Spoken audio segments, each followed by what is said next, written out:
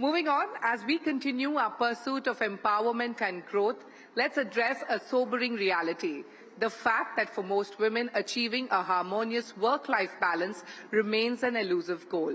About 70% of women identify work-life balance as the primary obstacle to career advancement. This underscores the complex interplay between career aspirations and personal responsibilities that women navigate daily. Therefore, our next session brings together a group of leading women from diverse fields, women who have successfully navigated through the obstacles and made a mark for themselves. Please welcome Shereen Bhan, who's already on the stage, to take this conversation forward. Also join me in welcoming Radhika Gupta, Managing Director and CEO, Edelweiss Mutual Fund Asset Management Company. We have Meera Nandi, the co-founder of Dasra. Ladies and gentlemen, continue with your applauses. Neetu Kashiramka, the Managing Director of VIP Industries. Dipali Goenka, MD and CEO, Wellspun Living. Aparna Piramal Raje, writer and public speaker. Naya Sagi, the co-founder of Good Glam Group and CEO of Good Community. And finally, Dr. Aparna Bandodkar, dentist, rider and a yoga practitioner, for a discussion on lessons in leadership, trials and tribulations of climbing to the top. Shereen, over to you.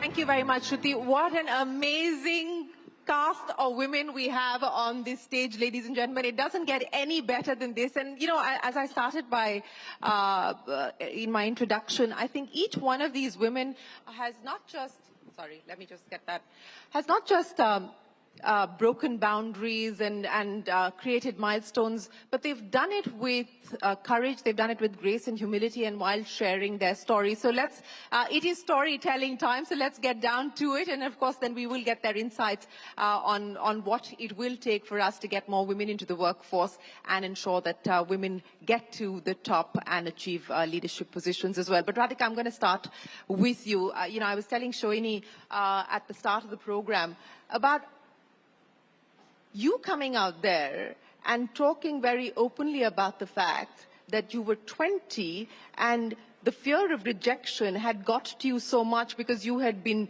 denied the opportunity of getting into a consulting job 7 times that you actually considered jumping off a 19-story building.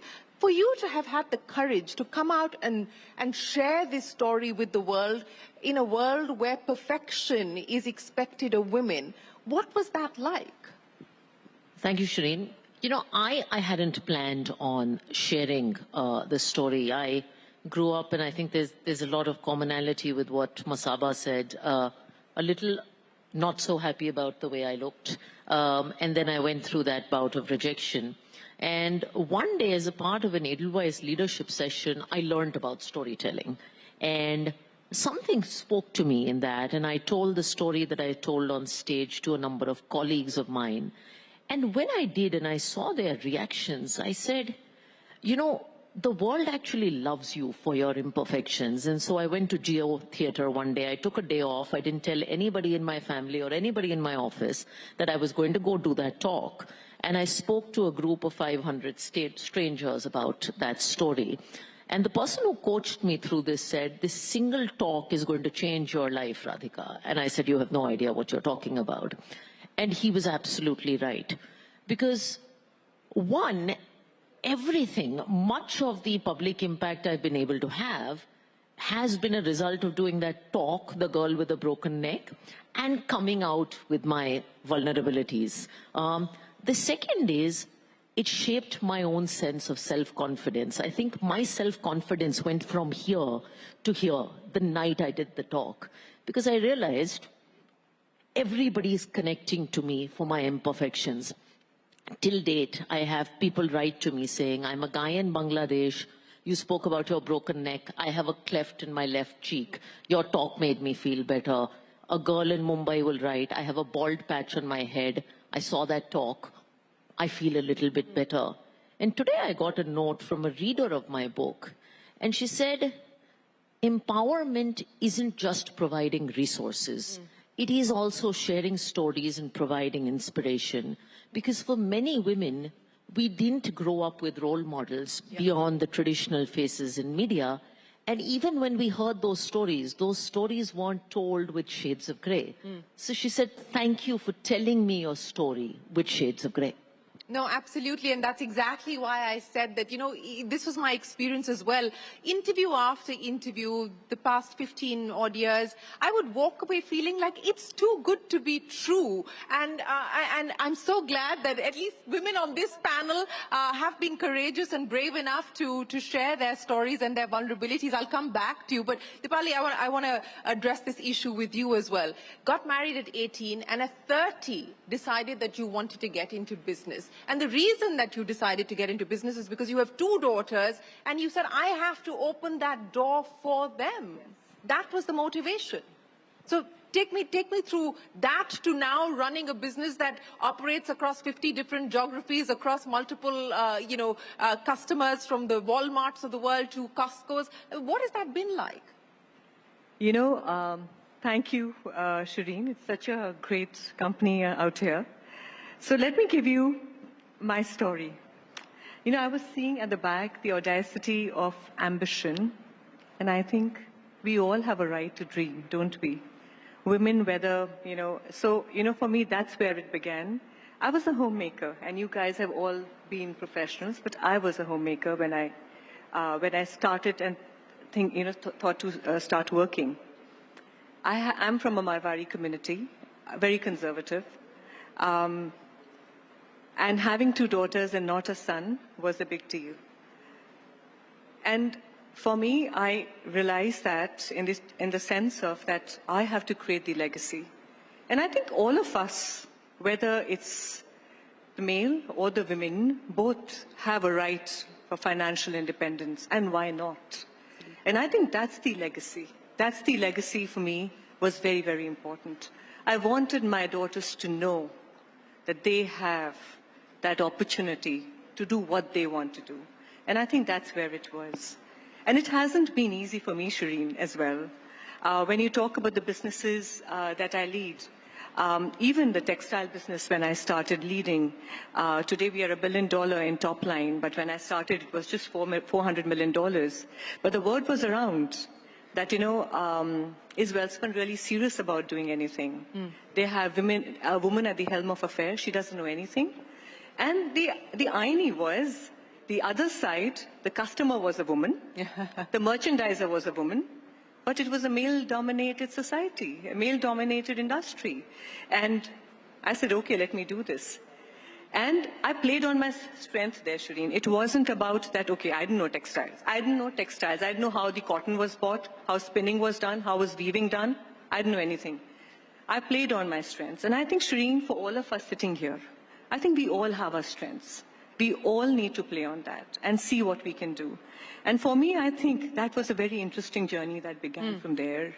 And today, when I started, and today when I say today, we are highest in innovation, the ESG that we do, you can see a different perspective. And when you talk about that ambition, and we all urban here, but I have around 20,000 people working in my factories. And 30% are women.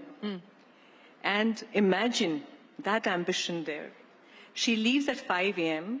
to come for a shift in the morning, doing everything, but an ambition to earn so that she can give a better life to her children. I think it's a dream. And I think, Shereen, if we all can do that, if we can really make and inspire women.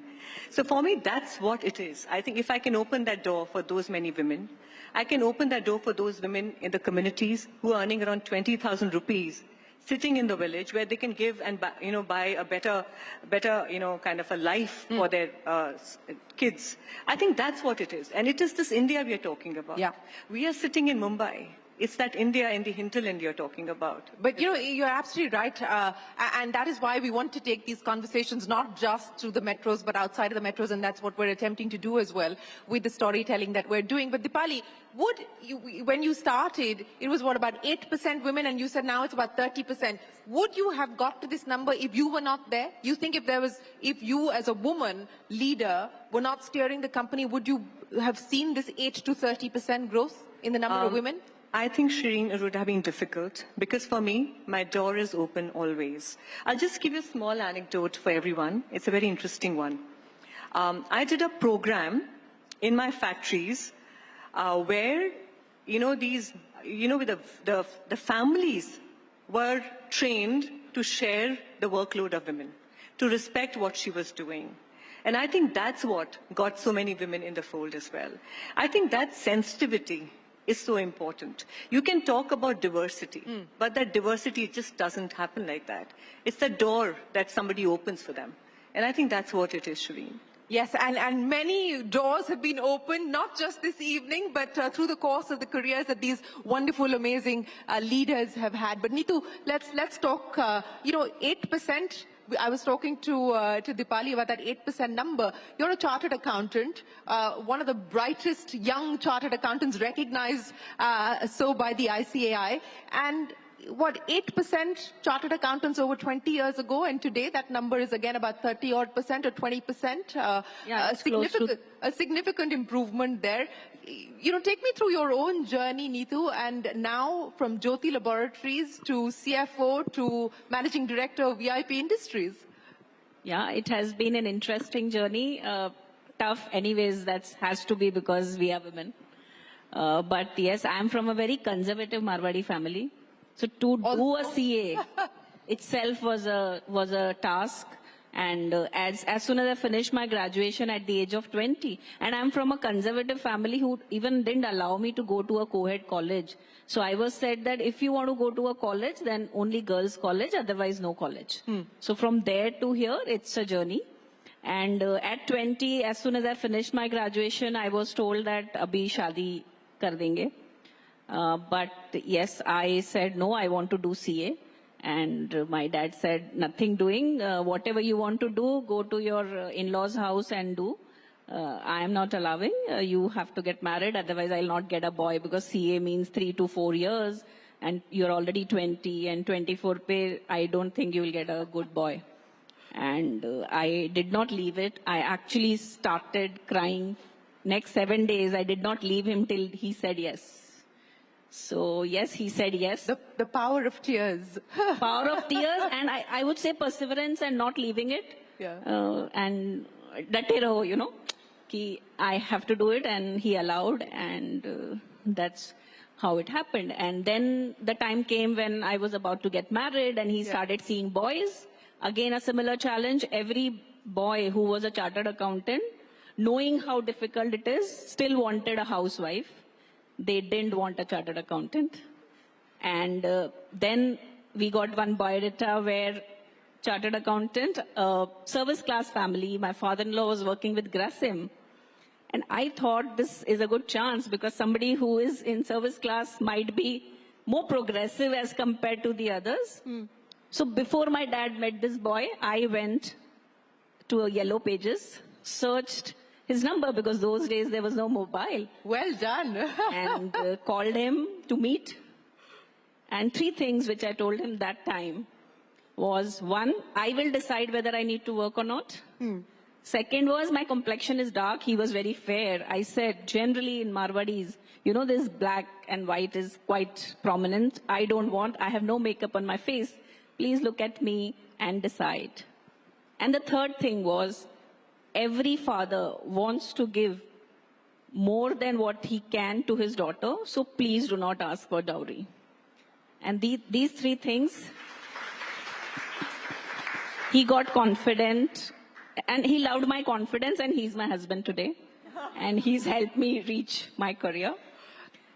He built my career. Many times he has sacrificed his career for me.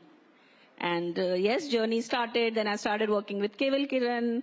I was quite happy. 2 years passed away. And then one day in Ascent, I saw that there's a company who has advertised a finance professional requirement.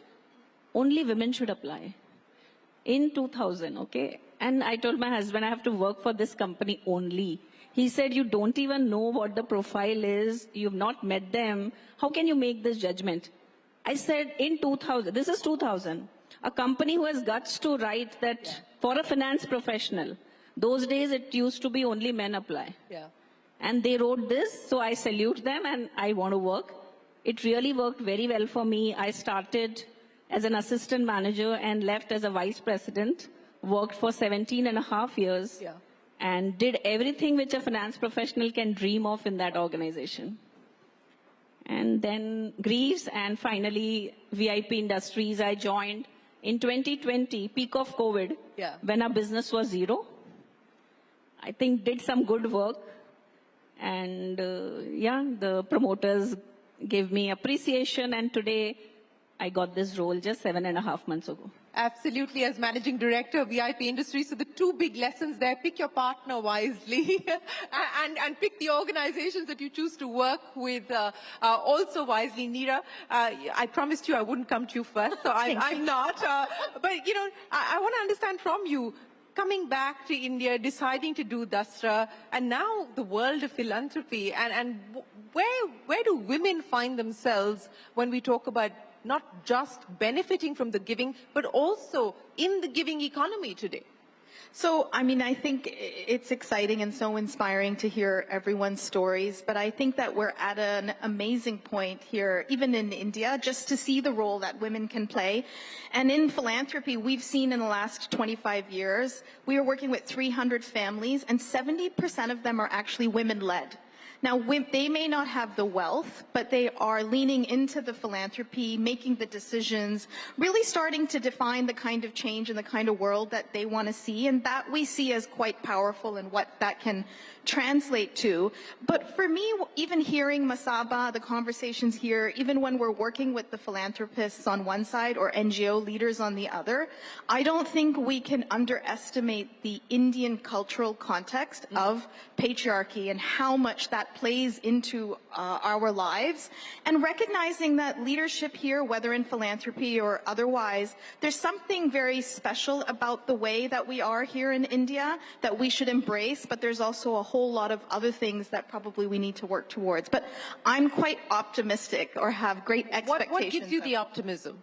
I think it's the way that women approach philanthropy. I think it's the way that women see intersections, are willing to facilitate collaboration, much more partnerships. And I don't mean this in a cheesy, because we're nurturing, therefore it kind of work. It's that these feminine attributes, actually, it's our time now that this is what will bring greater leadership, whether in philanthropy or otherwise, and that the masculine attributes of leadership are becoming less and less relevant in our times. Well, we hope that some of this will actually translate into change, and much more change on the ground. But Naya, let's come to you now, because, you know, many of the stories that we've heard here on this side of the panel, and of course Dipali included, you know, battling with constraints, battling with challenges. What was the experience like for you? Because you're part of the internet economy. You're an entrepreneur that started in a post-liberalization world here in India. What was that experience like for you? You know, first of all, it's a privilege to be here, and congrats again, Shereen. I mean, this is fantastic. It's amazing to see a community of amazing women come together, and men. Also, by the way, this seems to be an HBS row, just out here, just calling out. You know, Shereen, I think I've always, I didn't realize it when I was growing up, because my mother was a very, very strong role model for us, and she's always been a very, like, sort of vibrant and a very ambitious woman. And I've seen my mother and father play a very equal partnership at home, right? So for me, it was never about even feeling like my gender was something to me. It didn't really even factor into how I live my life. And I think what ended up happening was, actually entrepreneurship was a great, I think, eye-opener. Because, you know, when I moved back from Boston, I've shared the story many times before. I think, first of all, of course, I was beginning a company like Baby Chakra, which was, you know, very, very focused on serving women and mothers, right? And it was, you know, completely based on this premise of the whole data, digital device, democracy, and the movement there. But very few investors on the other side who I was interacting with, who, of course, were male in the most part, would even get the need, right? And they'd be like, oh, let me talk to my wife, let me talk to my daughter, let me do, I'm like, well, you know, talk to me, I'm the entrepreneur, I know this space. So I think there was that one piece that stood out to me. The second piece, of course, was being a sole woman founder. And number three, you know, being kind of a diversity candidate. I'd done NLS as my undergrad. I'd gone to HBS, which I thought was good enough. I'd done McKinsey, but, I wasn't from one of the IITs. Yeah. So, starting a consumer tech platform in the early days, you know that time, right? It was all about like, how will you make a consumer tech platform scale and what do you know about product? Of course, I keep on saying this. I think all entrepreneurs are irrational optimists and nothing succeeds like success. And, when we saw the traction come in, more than 20 million mothers, 10,000 doctors on our platform, crazy levels of engagement, that's when people really started taking us seriously. So, even recently, and Shereen and all candid, I shared the news with you, right? I got elected on the governing body of the Tech Entrepreneurs Association of Mumbai, which, represents the $50 billion Bombay tech entrepreneur ecosystem, right? How many women? I'm going to come to that, right? And while, of course, I'm very visibly 7.5 months, 8 months pregnant right now with our second one, the reason I stood for the governing council elections, which is, was done with 46 unicorn founders, was because when I went to the Mumbai Tech Week and I told a couple of my fellow entrepreneurs there, I was like, where are the women? Yeah. We need more women. And, today I'm so proud to say that the governing council of team actually has 2 women. There's Akanksha and there's me. And then there's, of course, Akrit and Harsh and a bunch of other folks, right? So I think every time as an entrepreneur, and especially as a woman entrepreneur, you have to push your way.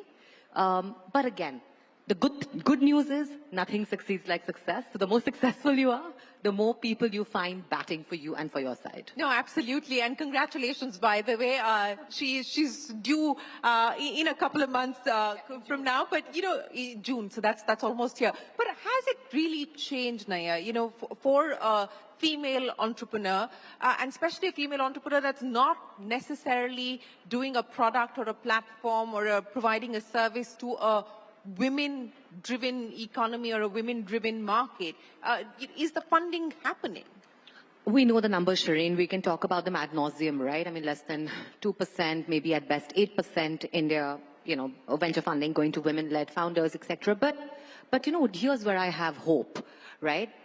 First of all, I think the input metrics are very positive. If you look at the IITs and the batches graduating, when I've spoken pretty much every year from the beginning at the eCell and entrepreneur, like the eCell summit at IIT Bombay, and every year I see the audience more and more fuller with women. And I asked the person who was accompanying me, I was like, how many women do you have in your batch this time? She said 25%. And I remember the first year I'd spoken, which was I think 2016, they had less than 10%. Yeah.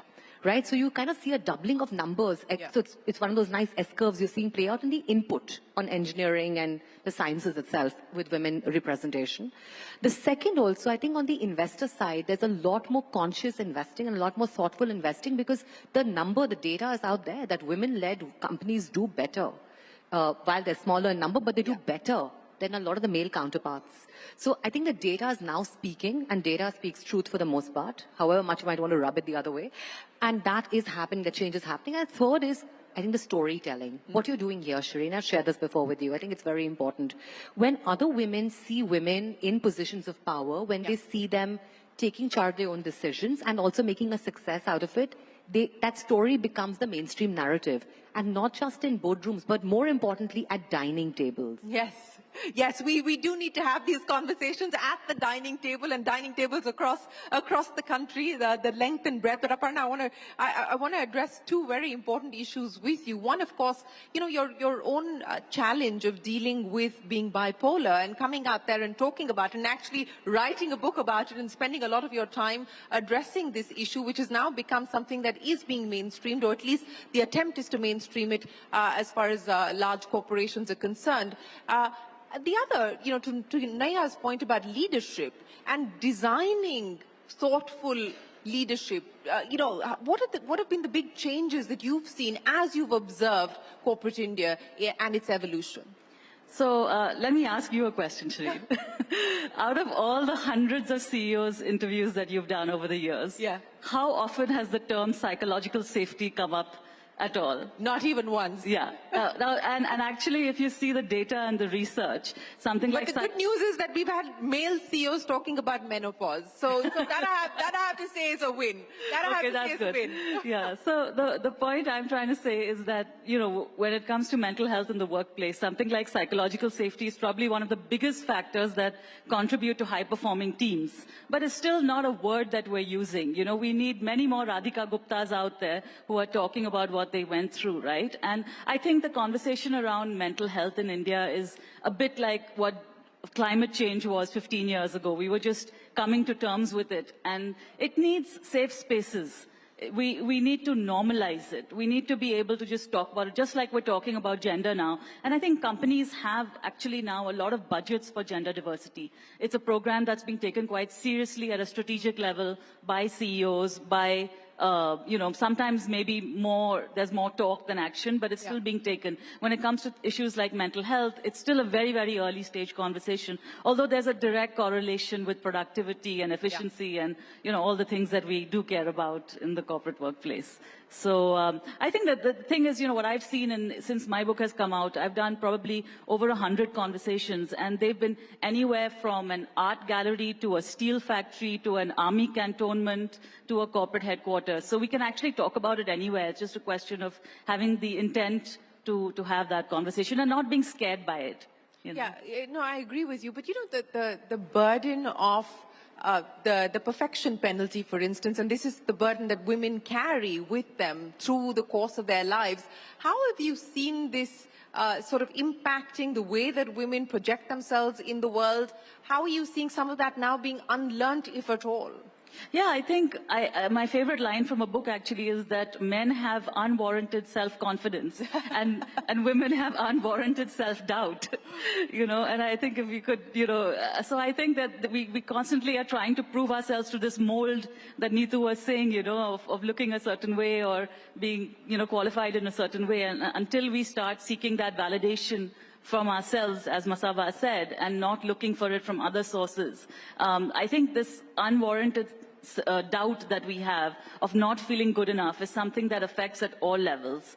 And I think that's something that we really need to address and tackle individually as well as collectively.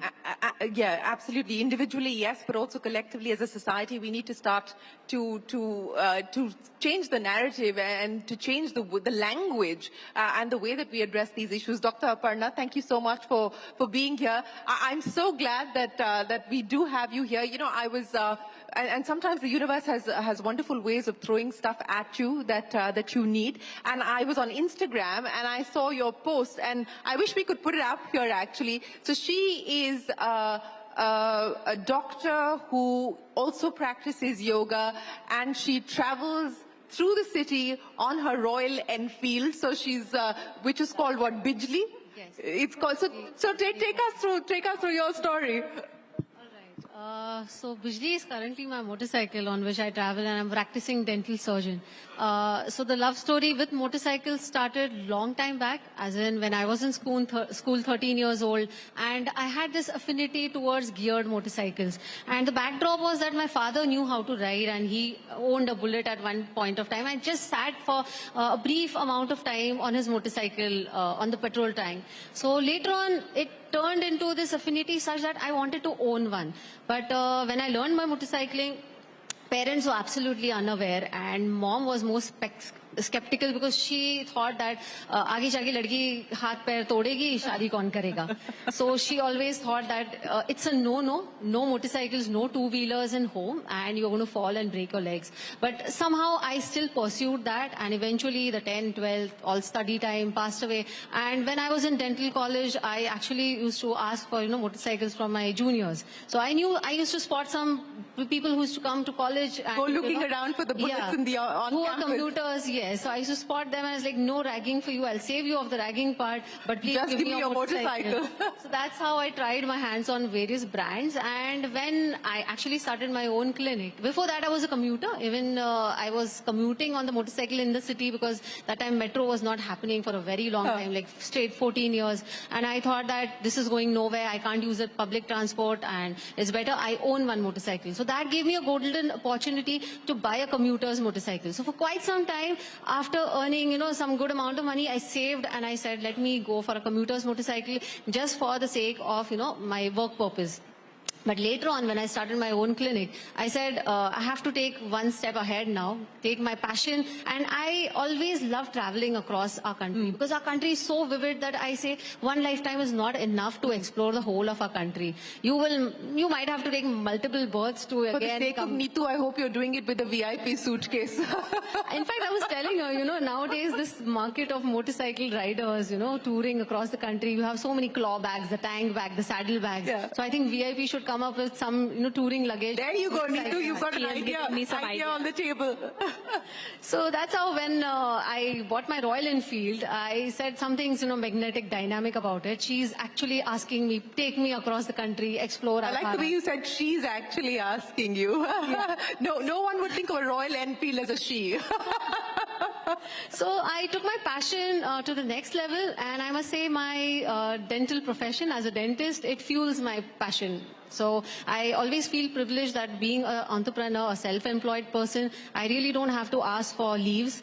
I am my own boss. So whenever the hunger pangs start for riding, exploring India, it's like I have made a thumb rule for myself.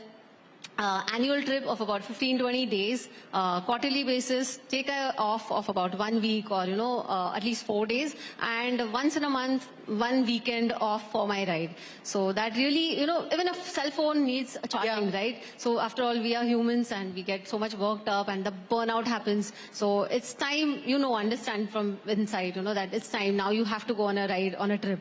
That's an important point that you make. And Radhika, I want to understand what you do as far as self-care is concerned. Because, as women, and I said this to a friend of mine, we were doing a conversation, I said, for the longest time, I always struck myself off my own to-do list. You're never your own priority because somebody else or something else gets priority over what is in your self-interest. But we've always seen self-interest as being selfish and not as being self-enlightened. What has that journey been like for you? It's such a beautiful question, and I'm also the mother of a 2-year-old, and so before I had children, I divided my life into 3 very distinct buckets. Most people have work and the commitment that we as women give to being awesome at work, etc. The second was family, and the third was this unique bucket which was called personal growth, and these were projects that I took on that had nothing to do with my primary work and nothing to do with my family, that I just did to become richer, to feel richer. And so for me, personal growth was always a big part of my bucket. And it could have been writing a book. I took public speaking lessons for 1.5 years. Not many people know that. It was doing Shark Tank. It was doing all these different things that fell into the domain of personal growth. Lo and behold, I have a kid, and everybody tells me, you're barely going to be able to manage this mom CEO thing. Forget this whole other stuff that you do in my life. So I was absolutely terrified. And my mom came to me, and incidentally, Shark Tank India season 3 came to me when my son was 1 year old. And everybody around me said, there's no way you're going to do this. This is 15 hours of shoot, etc. And my mom said, no mother is a bad mother, and a happy mother is the best mother. So she said, ask for all the help you need, and we will be there, but don't sacrifice any opportunity that comes your way. And my husband did the same.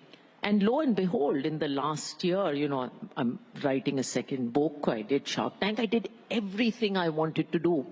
And I tell all women, we are really good at being good homemakers or doing all the stuff as mothers.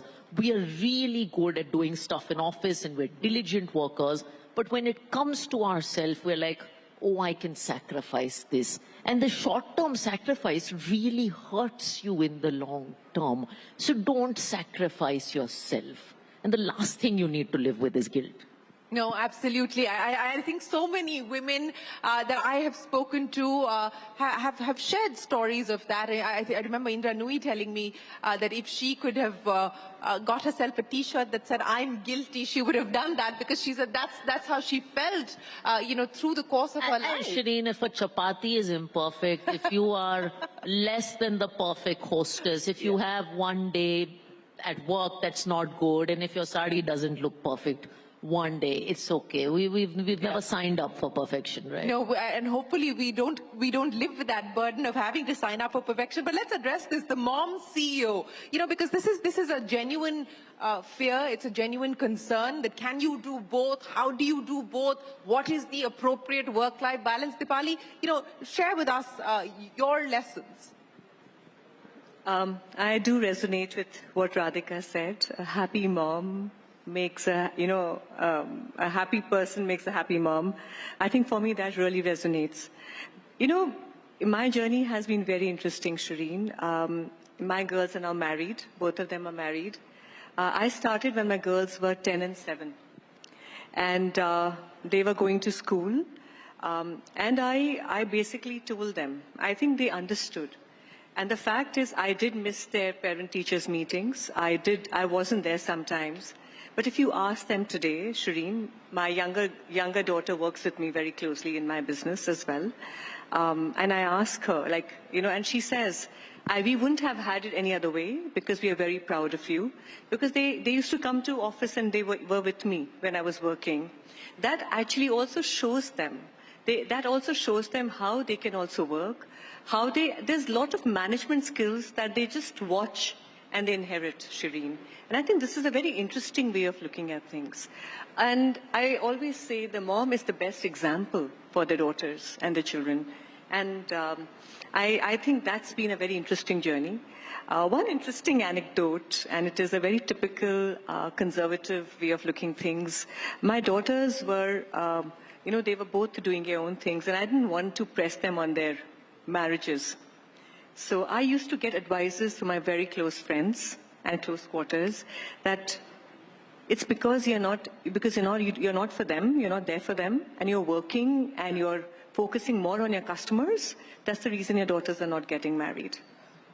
And this is what, again, it is about validation. It is about a lot of things that are there. But I think for all of us sitting here, it's very important to focus on what you believe in and what you think is right. And I think that's what it is. Because, if you're continuing to seek validation, I think it's going to stop and stunt your growth somewhere. And I'm very proud that I started working and I see my daughters continue to evolve.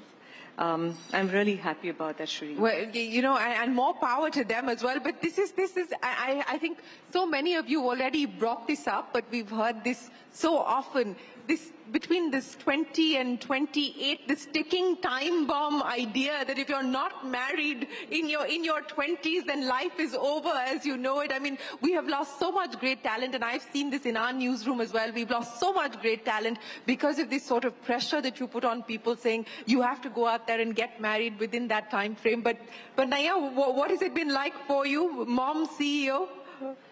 I've known this, this is my second child, so I think this is par for the course for me. But let me tell you something interesting, right? The first point that you were asking, the other, Radhika and Dipali, as well about work life, and someone very wise told me, someone younger than me actually told me, but Naya, there is no work life, there's only life, right? And that has stayed with me for a very long time because that is how we are. Whatever work we do, whatever life we have, eventually it's all one individual who's living through that experience and basically shaping her narrative the way she wants to shape it. That is us, right?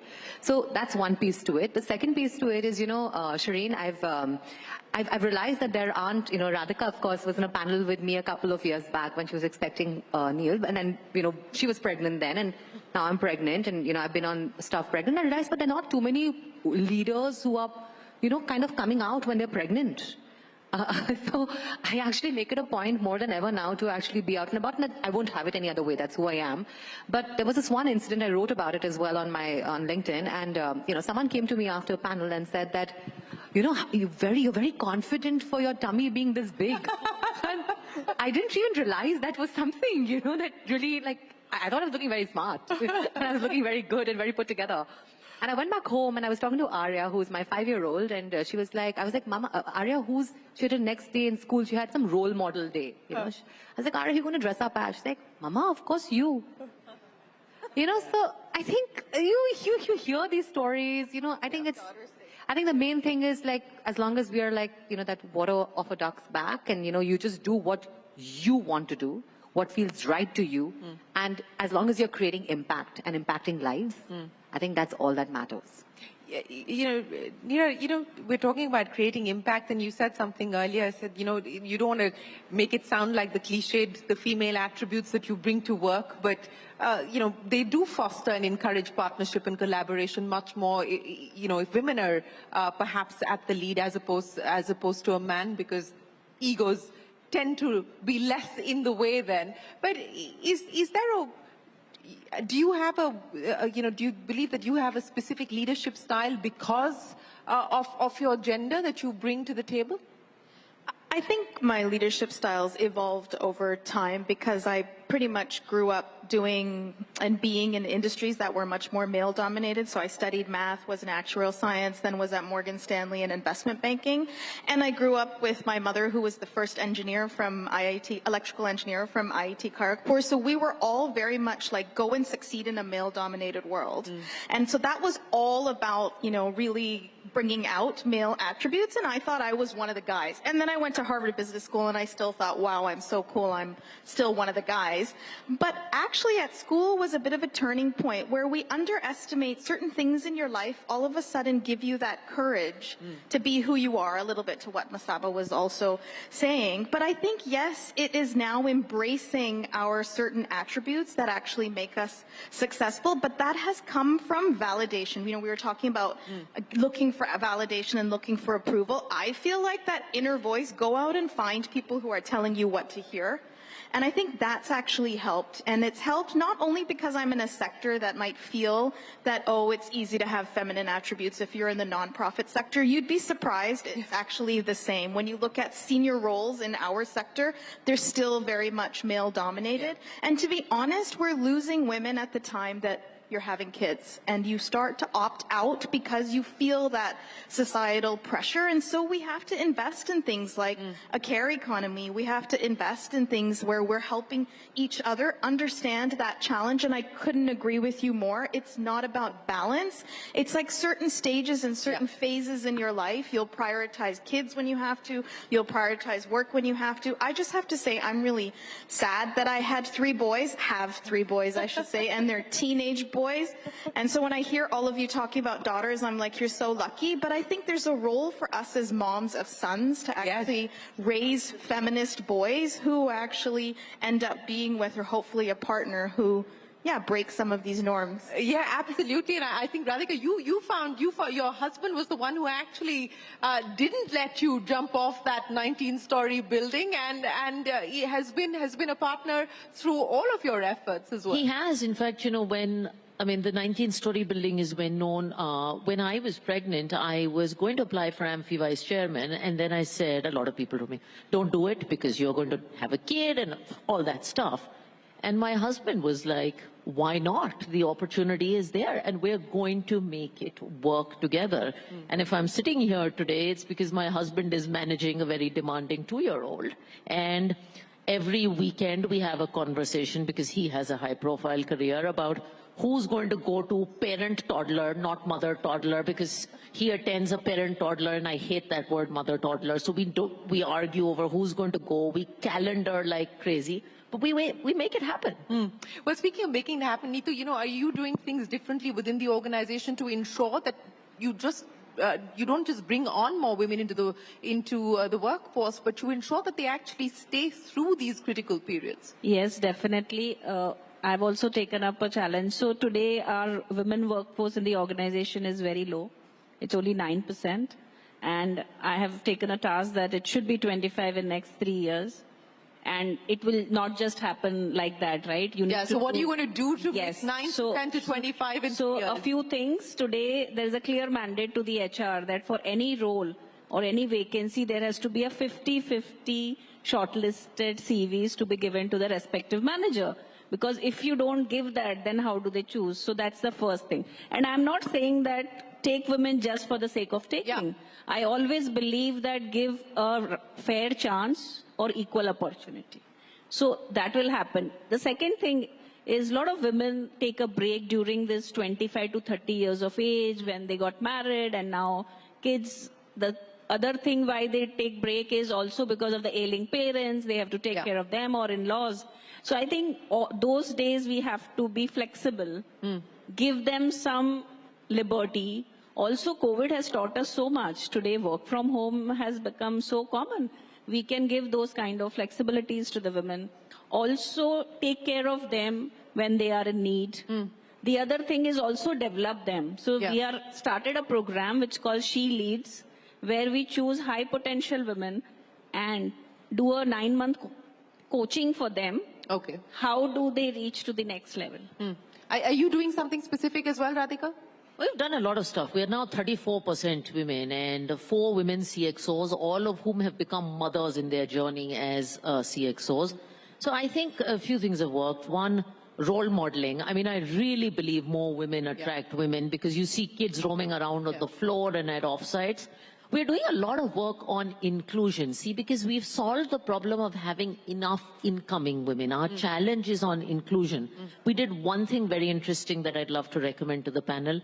This Women's Day, we don't do speeches anymore because everyone's tired of listening to me. We called all the mother-in-laws of women to office. And we actually had mother and daughter-in-law conversations because we realized some of the biggest hindrance to women at the workplace is other women in the household. And it was one of the most enriching evenings that we had. So we're doing work around inclusion. I want to do work now on mental health during pregnancy. I've been a big advocate and I've gone through postpartum. I think 2 out of 5 women in this country go through it. And I think counseling the women from when she's pregnant to a year after in the journey is something that we want to start. Because if you start once she's delivered, I think it's way too late. Yeah, that, all very valid suggestions. Dr. Aparna, the statement that you make when you ride on your bullet, I would imagine that it's got a lot of people talking for sure. But what is it that you hope to do with this? Is there something that you want to take by way of messaging, the kind of impact that you hope to create? Yeah, so if you see my Instagram profile, you must have noticed I actually perform yogasanas on my motorcycle. Yes. So that facet came later on in my life. It was just initially, just mindless wanderings. And then they have become mindful sojourns now. Because in 2018, I had a life-changing episode. Actually, I had a disc prolapse and my sensation just below the knee had gone.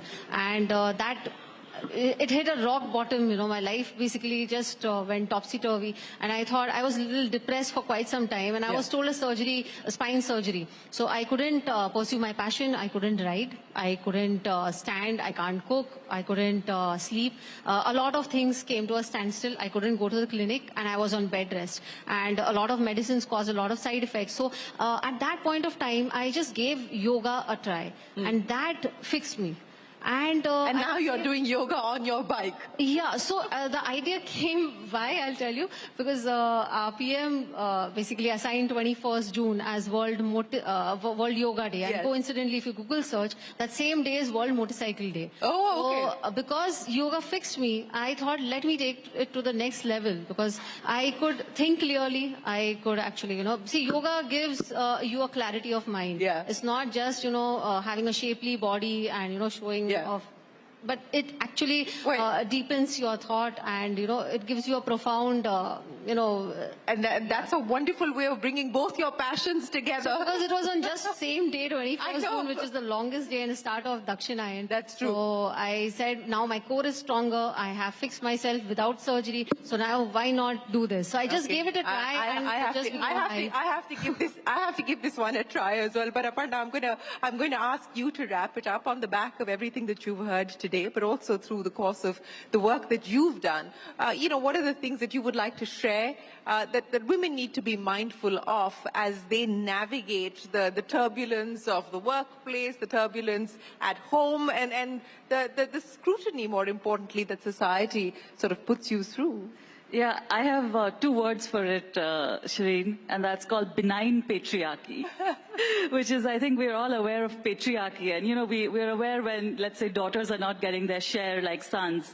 But I think I coined this word benign because very often in the guise of being compassionate, we're denied our opportunity to grow. Just like I would say maybe Neetu's father was saying very nicely to her, look, I want to get you married. I want you to be happy, but I'm still trying to restrict you. And I've had that experience when people didn't want me to write my book, and they said, why do you want to write about mental health? And, you know, you should look after your kids and do that kind of thing. So I think that this is something that's all around us, and I think that it's something as a system we should be aware of. I think we've heard these stories, how each of us have kind of fought with that in our own ways. And I think that if we just try and see that we're not complicit at part of that, and we're not at the receiving end of it. And if we can be mindful of both of those, then possibly we're in a very good place. Well, that is the perfect note to close this conversation. Ladies, thank you so much for sharing so honestly your own stories, but more importantly, what you've been able to do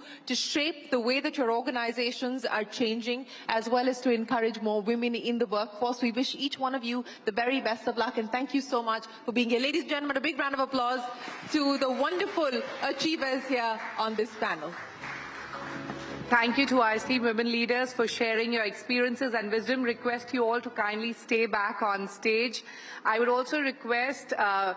Amitabh Malhotra, the head of Global Banking at HSBC India, to honor these amazing women for their spectacular work, the change makers who have redefined the rules of success and leadership. Ladies and gentlemen, a huge round of applause once again.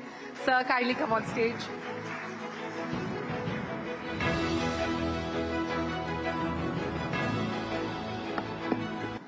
My time to shine, taking back all that's mine. This is my time to shine. Ladies and gentlemen, a huge round of applause for these amazing women.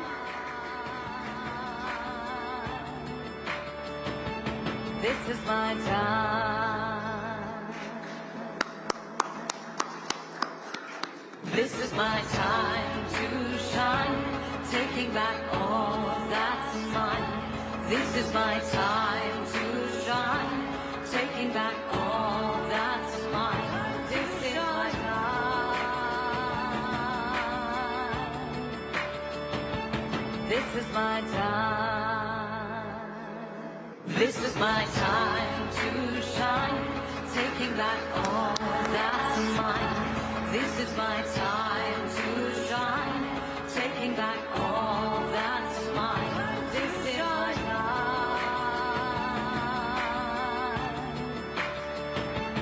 This is my time. This Thank you so much, Mr. Amitabh Malhotra. And of course, to each one of these women leaders, your achievements are inspiring, and the room reams with your powerful aura today. Thank you so much. Now let's embark on